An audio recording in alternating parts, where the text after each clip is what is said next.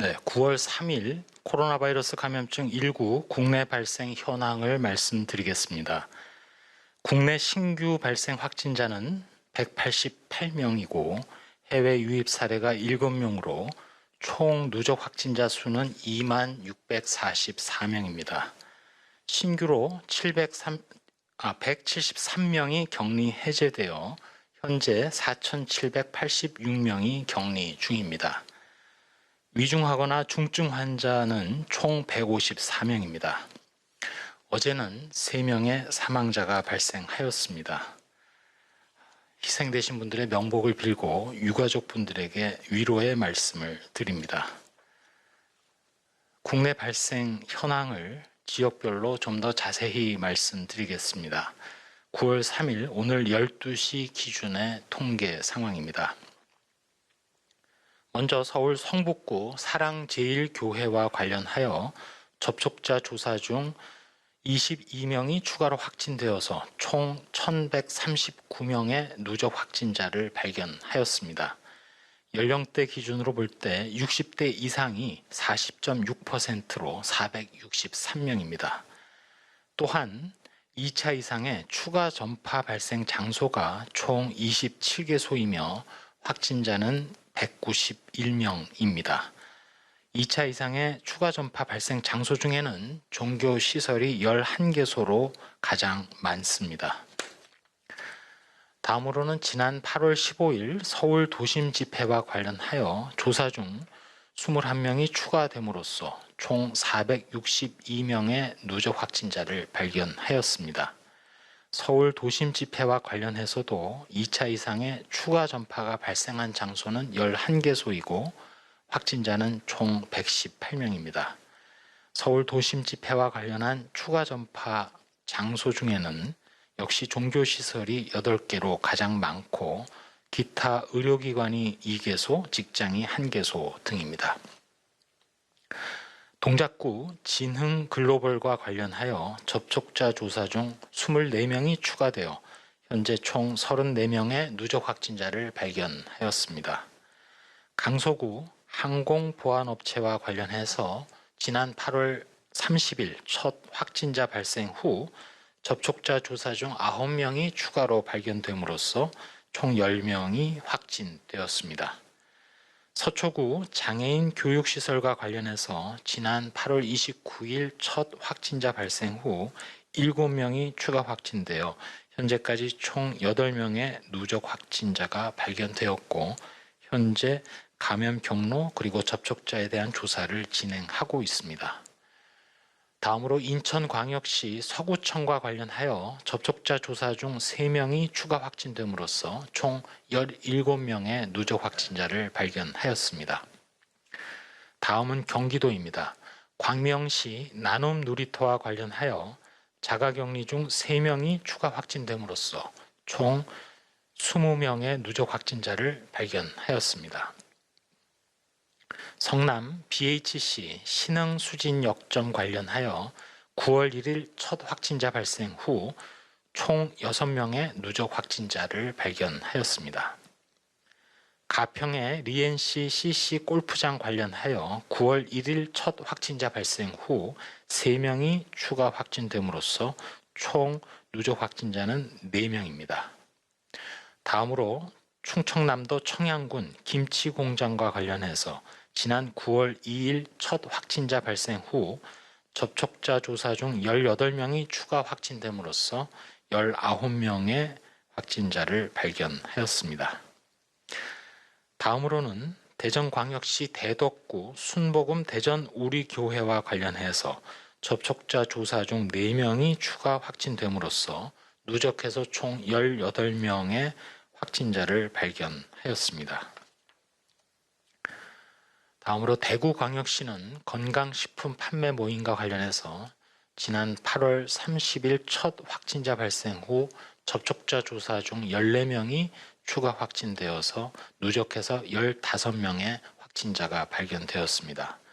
부산광역시 연제구에 소재한 오피스텔 관련해서 8월 31일 첫 확진자 발생 후 4명이 추가되어 현재까지 총 5명의 누적 확진자를 발견하였습니다.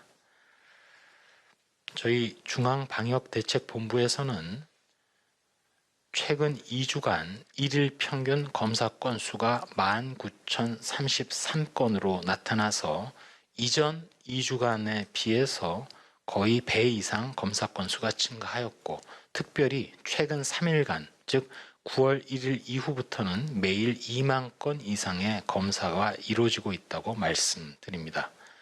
최근 2주간의 감염 경로별 확진자는 국내 집단 발병이 41.1%, 조사 중인 사례도 24.4%로 높게 나타나고 있습니다. 지역사회 확산 우려가 지속되고 있기 때문에 신속한 검사, 그리고 증상이 있거나 또 방역 당국으로부터 검사를 받도록 안내받으신 분들은 빠짐없이 선별 진료소를 통해서 검사 받으실 것을 요청드립니다. 다음으로는 해외 유입 사례로 어제 총 7명이 발생하였고, 추정 유입 국가 중에는 미국이 3명으로 가장 많습니다. 특별히 중앙방역대책본부에서는 해외로부터의 감염을 차단하기 위해 지난 8월 3일부터 방역 강화 대상 국가 및 러시아로부터 출항하는 선박 중 선원 교대 등으로 선박에 승선하는 경우 해당 승선 선원은 국내 입항 시에 PCR 음성 확인서 제출을 의무화한 바 있습니다. PCR 음성 확인서 제출자 중에 이후 국내에서 검사했을 때 양성 판정을 받는 경우에는 외교부를 통해서 그 음성 확인서에 대한 진위 여부를 확인하고 있습니다. 오는 9월 8일부터는 PCR 음성 확인서를 제출하지 않거나 또는 부적정한 확인서를 제출하였을 경우 검역법에 따라 1년 이하의 징역 또는 1,000만 원 이하의 벌금 등 벌칙을 부과하여 엄중하게 대처하겠습니다. 다음으로는 연구개발 치료와 관련입니다. 혈장 치료제 개발과 관련하여 총 2,117명의 완치자께서 참여 의사를 밝혀주셨고, 이 중 실제로 1,581명의 혈장 모집을 완료한 바 있습니다. 특별히 지난 8월 27일 이후 대구시의 신천지 신도 참여 현황을 보면 공여자가 894명이고 이 중에 실제로 혈장을 공여하신 분은 684명입니다. 모든 혈장 공여 참여 의사를 밝혀주신 분들께 감사드리고, 실제로 혈장을 공여해 주신 완치자분들께도 깊이 고맙다는 말씀을 드립니다. 사망 및 위중, 중증 환자와 관련해서 현재까지 총 329명의 사망자 중 기저질환이 있는 경우가 320명으로 97.3%이며 연령대별 치명률은 80세 이상이 20.07%로 가장 높습니다. 오늘 현재 위중증 환자는 154명이며 연령별로는 80세 이상이 37명, 70대가 63명으로 가장 많고 60대도 31명을 차지하고 있습니다.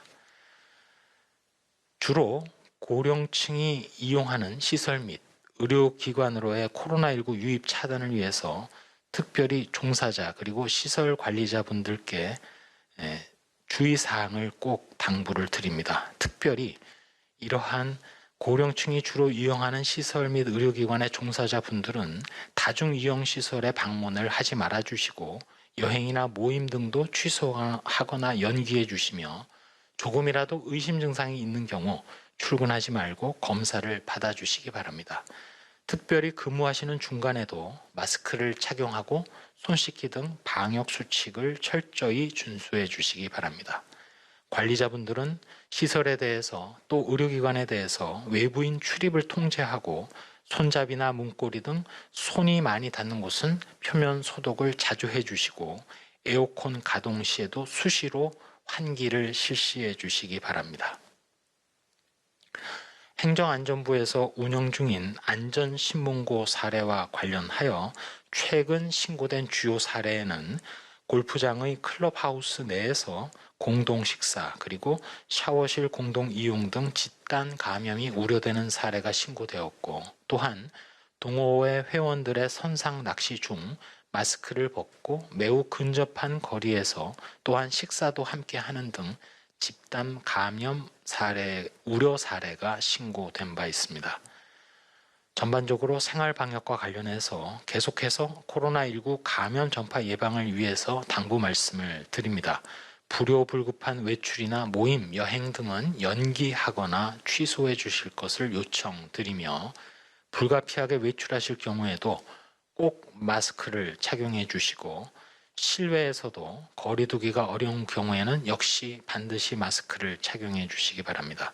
마스크의 착용도 입과 코를 완전히 가리는 등 제대로, 그리고 마스크 표면은 최대한 만지지 않는 등 거듭 제대로 된 착용 방법을 준수해 주시기 바랍니다. 마지막으로 몇 가지 말씀 올리도록 하겠습니다. 최근에 코로나19 발생, 특별히 오늘 발생과 관련해서 지금까지 예상보다 비록 빠른 감소는 아니지만 분명하게 2단계 거리두기 효과가 나타나고 있다고 판단하고 있습니다. 이는 국민 여러분들의 참여 그리고 긴장, 특별히 자영업자분들의 희생과 인내, 그리고 한계에 이른 상황에서도 역학조사와 추적조사에 최선을 다하고 있는 일선 지자체의 노력, 또한 역학조사관들의 헌신이 일단은 성과를 보이고 있는 것으로 판단하고 있습니다. 특별히 오는 주말 이후에는 더욱 강화된 2단계 거리두기 효과도 추가될 것으로 기대하고 있습니다. 매우 중요한 시점입니다. 온 국민의 단결력으로 코로나19의 재확산을 빠르게 진화하고 있는 과정에 있다고 생각하고 있습니다. 이번에 이 노력이 성공을 한다면 또 한 번의 억제 경험 그리고 그 가능성에 대해서 세계도 더욱 주목을 할 수밖에 없습니다. 다만 코로나19와 같은 호흡기 감염병의 경우 종전에도 그랬지만 환자가 증가하는 속도에 비해서 감소하는 데는 시간이 더 오래 걸리는 경향을 보이기 때문에 더 인내가 필요합니다. 이는 증가 추세를 나타내는 동안 조용한 전파 등을 통해서 추가 전파의 속도가 붙는 데 반해서 추적조사나 검사, 격리 치료로 유행의 불을 끄고 피해를 수습하는 데에는 훨씬 더 많은 자원이 소모되고 따라서 시간이 더 많이 걸리기 때문입니다. 결국 한순간의 방심이나 소홀로 집단 감염과 유행이 커진다면 방역망과 의료 시스템이 한계에 다다를 수 있고 그 대가가 너무나 클 수 있다는 점을 상기시켜 드립니다. 다만 지금은 아직 안심할 상황은 아닙니다. 지금은 흔들리는 공든탑을 바로잡는 과정에 있습니다. 언제든지 다시 무너질 수 있다는 긴장감과 경각심을 유지해야 하고 저희도 긴장하고 있습니다. 당분간 거리두기를 계속 지속하고 마스크를 철저히 착용하며 손 위생을 실천함으로써 우리 의료체계와 방역망 내의 관리가 가능한 수준, 즉 미분류 사례를 매우 줄이는 방향으로, 그럼으로써 역학조사가 바로 이루어지고 추적 관리가 가능한 지난 4월 중하순 또는 적어도 지난 7월 중순경 정도의 발생 규모까지 되돌려졌으면 하는 희망을 가지고 있습니다. 이번에 국민 여러분들이 보여주고 계시는 인내와 희생, 책임감과 연대는 반드시 성과로 나타날 것이라고 생각합니다. 이렇게 국민들의 자발적인 참여가 우리나라가 가진 방역의 가장 중요한 자산이고 이것 자체가 바로 K방역의 핵심이라고 생각합니다. 더군다나 많은 국민들께서 나만의 방역 아이디어를 공유해주고 계십니다. 출퇴근을 피할 수 없는 직장인들이 사무실의 개인 자리나 자기 차량에서 도시락과 배달 음식을 드시면서까지 유행 억제에 참여하고 있습니다. 저희 당국도 국민들께서 만들어주신 이 귀중한 시간을 유행 차단과 생활 방역을 정착시키는 데 잘 활용하도록 최선을 다하겠습니다. 특별히 질병관리본부의 국민소통단 중 한 분께서 말씀해 주신 메시지가 있어서 직접 소개를 해드리겠습니다. 이 메시지는 이렇습니다. 마스크는 가장 가볍고 확실한 방역이다. 이런 말씀을 주셨습니다. 정말 한 분 한 분 국민들께서 방역대책 본부라는 말씀을 드리고 싶습니다. 지자체와 저희 방역당국이 총력을 다해서 코로나19 환자를 계속 추적하고 전파를 차단하는 데 최선을 다하겠습니다. 이상입니다.